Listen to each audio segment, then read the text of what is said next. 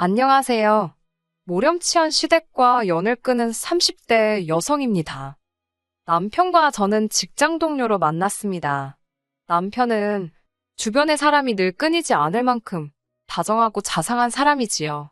남편이나 저나 좋은 게 좋은 거라고 둥글둥글 넘어가는 성격이다 보니 큰 소동이나 다툼 없이 2년을 연애했습니다. 이후로 많은 사람들의 축복 속에서 부부의 연을 맺게 되었네요. 남편의 부모님, 그러니까 시부모님은 두 분 다 건강하십니다.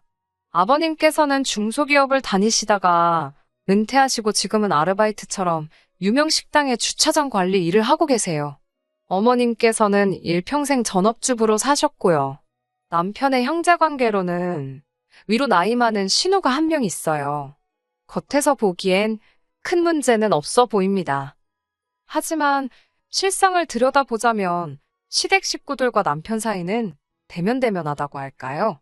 속에 있는 이야기는 잘 안 하는 눈치고 남편 말로는 정도 없다고 하더라고요. 그래도 지금은 남편이 돈도 잘 벌고 어머니께 용돈도 드려서 그런지 시어머니가 남편을 챙기려는 흉내는 내세요. 남편도 어찌됐건 자기를 낳아주신 부모님이니 도리는 하겠다는 생각이고요. 그도 그럴 것이 남편이 말하길 어려서부터 신우만 끼고 도는 어머님 때문에 어지간히 차별당하며 자랐답니다. 어머님께선 남편보다 5살 많은 그 신우를 나중에 음대 교수로 만든답시고 원래도 그렇게 재산이 있는 집은 아니었는데 있는 재산 없는 재산 다 끌어다 과외시켜서 대학 보내고 대학원에 해외 유학까지 보내고 돈을 말 그대로 쏟아 부으셨다네요. 하지만 막상 남편이 대학 갈 나이가 되니까 어머님께선 집에 돈이 하나도 없다고 먹고 죽을래도 없다고 말 그대로 죽는 소리를 하시더랍니다.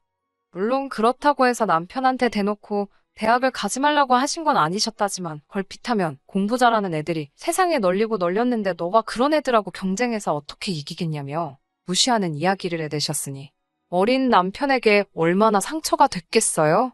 결국 남편은 등록금이고 뭐고 알아서 하겠다며 도끼를 품고 말 그대로 이를 갈며 공부를 했답니다. 그리고는 서울에 있는 대학에 붙었대요. 하지만 산 넘어 산이라고 등록금 내야지, 생활비 마련해야 하지, 뭐하나 쉬운 일이 없더래요. 결국 군대까지 다녀오니 대학교 졸업하는데 거의 8년 걸렸다고요.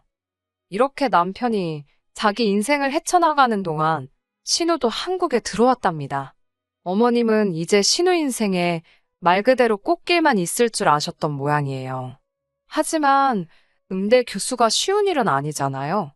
무엇보다 이제 돈도 하나 없었던 시댁에서 계속해서 신우 뒷바라지를 해줄 수도 없었겠지요.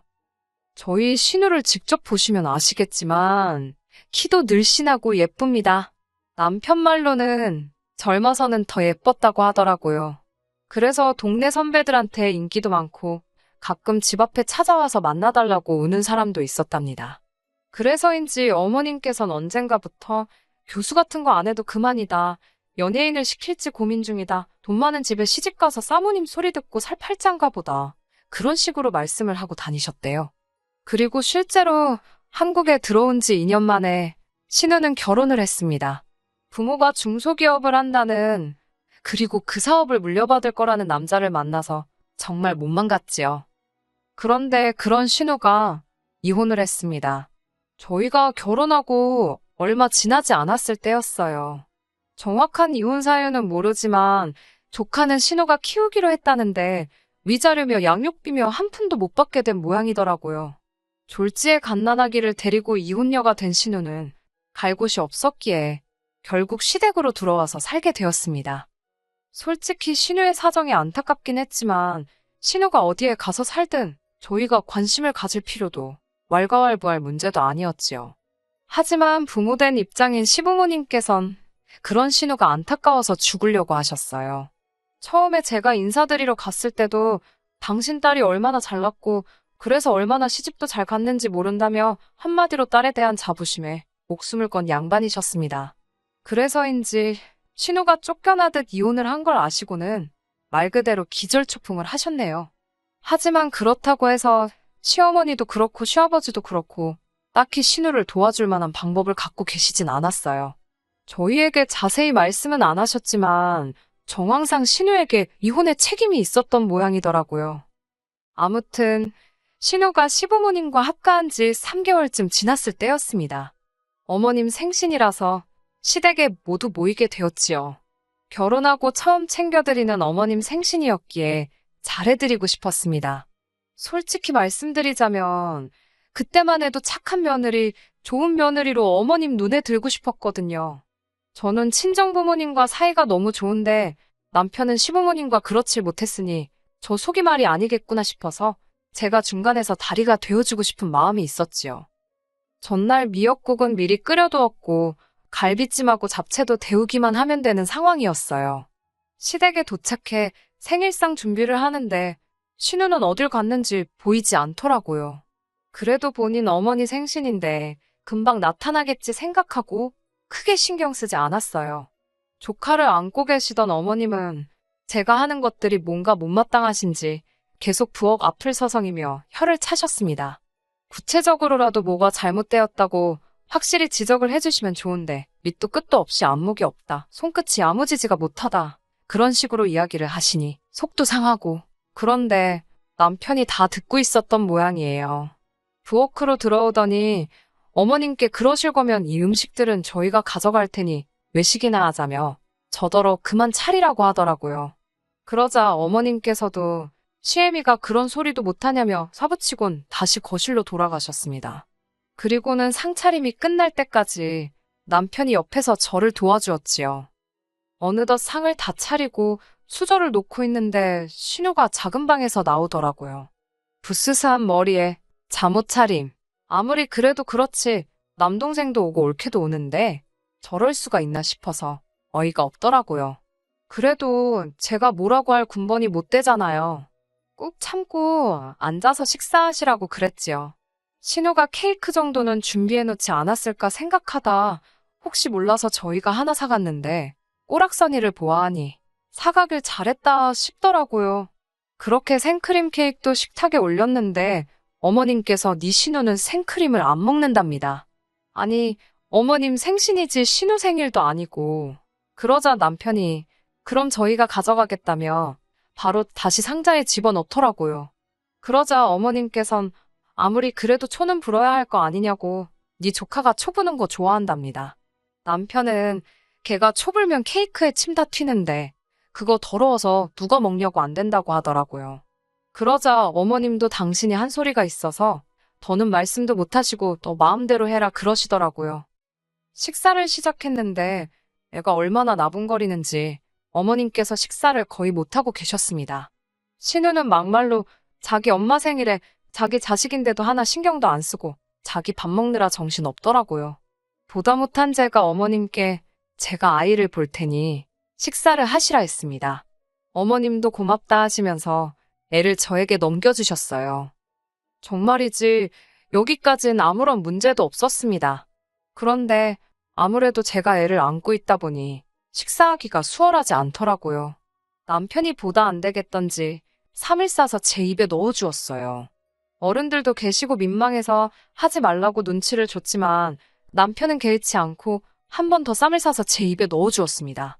그런데 그때 신우가 갑자기 소리를 지르더라고요. 진짜 꼴사나워 죽겠다며 재수없다고요. 어른들 앞에서 저도 저희가 실수하는 거 아닌가 생각했기 때문에 신우가 무슨 말을 하는 건지 이해는 됐지만 그렇게 정색을 하며 소리를 지를 일인가 싶었지요.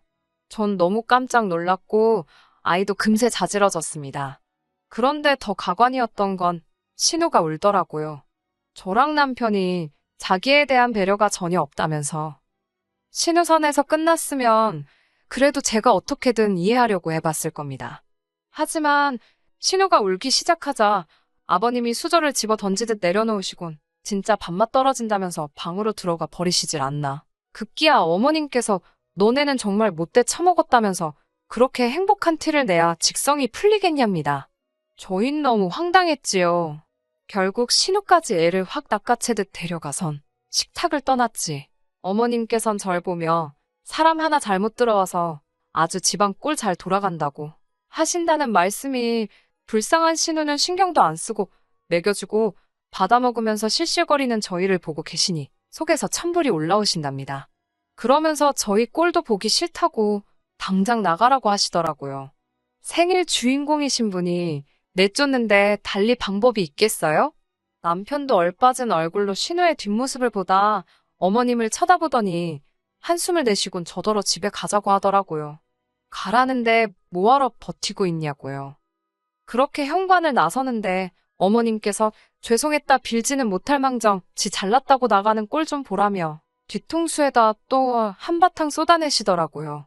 어쩌라는 건가 싶어서 남편을 슬쩍 쳐다봤는데 남편 얼굴이 울그락불그락.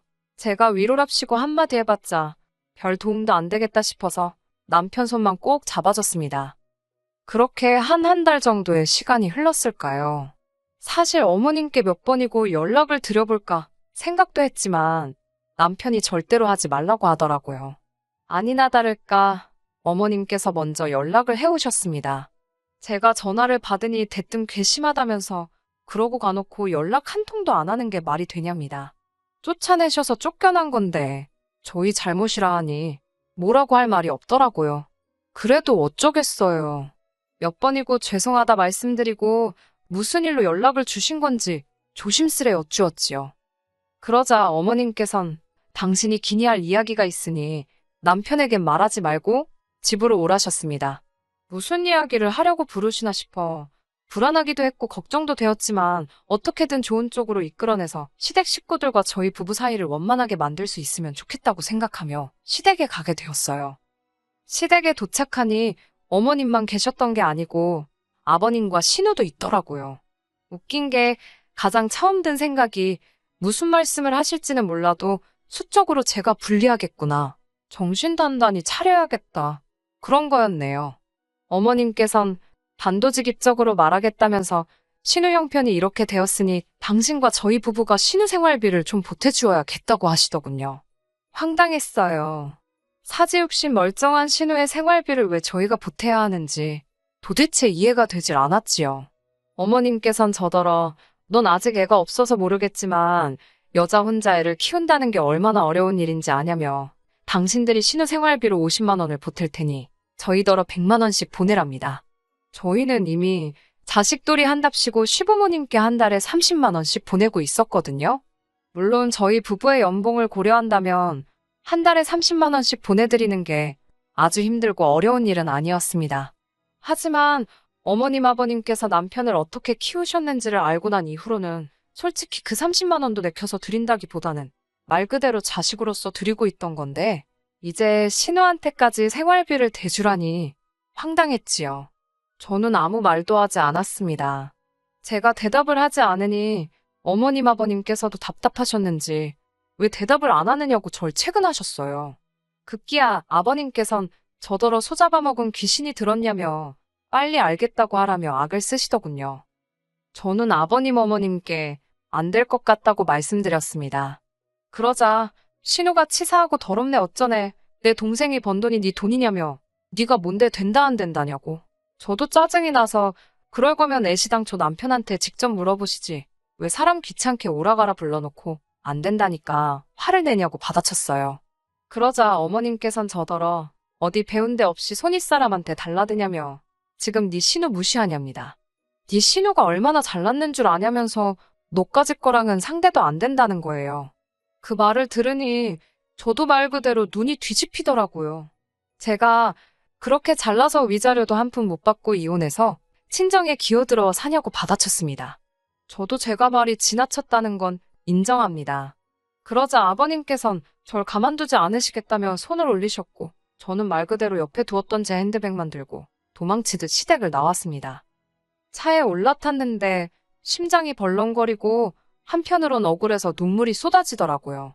남편에게 전화를 걸었더니 제 목소리를 듣곤 대번에 무슨 일이냐고 묻길래 방금 있었던 일을 털어놓았습니다. 당신 누나한테 막말한 건 너무 미안한데 자꾸 나를 무시하니까 나도 모르게 그런 소리가 나갔다며 미안하다고 했어요. 그러자 남편은 잠깐 말이 없더니 그냥 차 안에 있으랍니다. 자기가 지금 온다고 1시간만 기다리라고요. 남편은 약속한 시간보다 조금 일찍 도착했어요. 저를 보더니 미안하다며 같이 시댁으로 가자고 하더라고요. 시댁에 도착해 초인종을 누르니 어머님께서 빌러 왔냐라는 말과 함께 문을 여셨어요. 그러다 남편을 보고는 조금 놀라신 듯 했지요. 다시 온 가족이 거실에 모였습니다. 아버님께선 다짜고짜 저를 가리키며 저런 물건을 데려오다니 기가 막힌답니다. 그러자 남편이 아버님께 그런 식으로 말씀하실 거면 그냥 가겠다고 하더라고요. 어머님께서도 아버님께 가만히 좀 있어 보라며 아버님을 진정시키셨어요. 남편은 대뜸 그래서 총 해달라는 게 얼마냐고 어머님께 묻는 게 아니겠어요. 전 솔직히 좀 당황스러웠습니다. 늘 제 편인 줄만 알았던 남편도 결국엔 어쩔 수 없구나. 그런 생각도 들었고 다 적을 순 없지만 별의 별 생각이 머릿속을 스쳤거든요. 서운하기도 하고 허탈하기도 하고 저만 바보 된 것 같기도 하고 반면에 어머님의 얼굴엔 금세 화색이 돌았습니다. 어머님께선 한 달에 이래저래 150이면 넉넉지 않겠냐며 아까 저에게 말씀하신 금액보다 더 큰 금액을 부르시더라고요. 착한 아들이 이번에도 당신 뜻대로 해줄 거라 생각하셨던 모양이에요.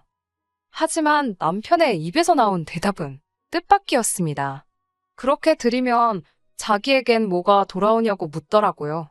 시댁 식구들도 저도 놀라서 남편을 쳐다봤습니다. 남편의 장점이자 단점이 계산적이지 못하다는 점이기도 했고 그런 식으로 따지는 모습은 본 적이 없었으니까요.